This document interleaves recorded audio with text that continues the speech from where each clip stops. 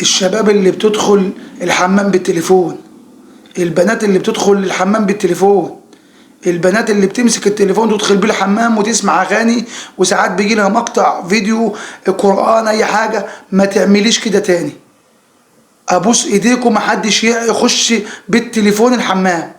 كارثة كبرى بتحصل لو دخلت التليفون وشغلت اي فيديو او اي مقطع فيديو او اي مقطع على التليفون في الحمام. الحمام دي كارثة، الحمام دي مكان الشيطان، بيت الشيطان نفسه. ممكن تصاب بالجنون، وممكن تصاب بالمس، وممكن يجيلك تعب نفسي بسبب التليفون.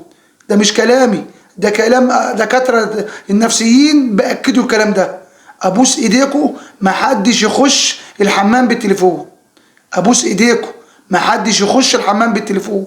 انا مش هطول عليك في المقدمه ديت، وهعرض لك دكتور مشهور بيأكد وبيحذر الناس وبيقول لهم ما تدخلوش الحمام بالتليفون، لان دي كارثه كبرى. ممكن تصاب، ممكن تمس، ممكن تتلبس، لا قدر الله، ربنا يحفظنا جميعا.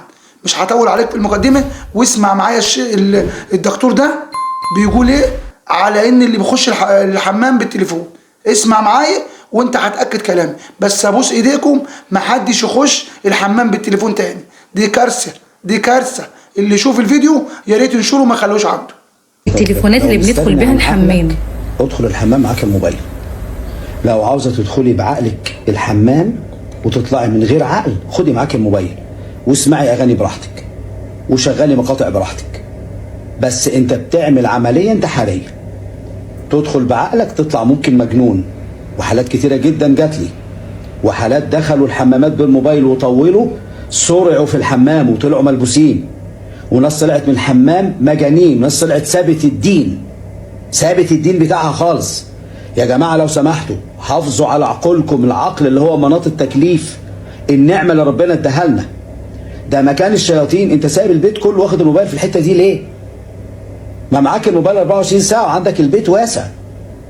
اشمعنى الحمام ده المكان ده اللي الرسول قال خش بشمالك وقول اعوذ بالله من الخبث والخبائث؟ مش هتعرف تذكر الله. ولو تخيلت بحاجه او هجم عليك حاجه او اعتدى عليك اي شيطان، ما عندكش تحصينات.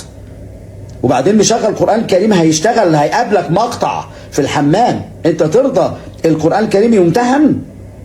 ينفع الكلام ده؟ هتقلد السحرة اللي كانوا بيخشوا الحمامات بالمصاحف عشان يحضروا الجن. حافظوا على عقولكم. ابعد الموبايل لو سمحت عن الحمام، ما تدخليش الحمام بالموبايل لو سمحت. أهلا بكم في قناة حكاوي الغلابة.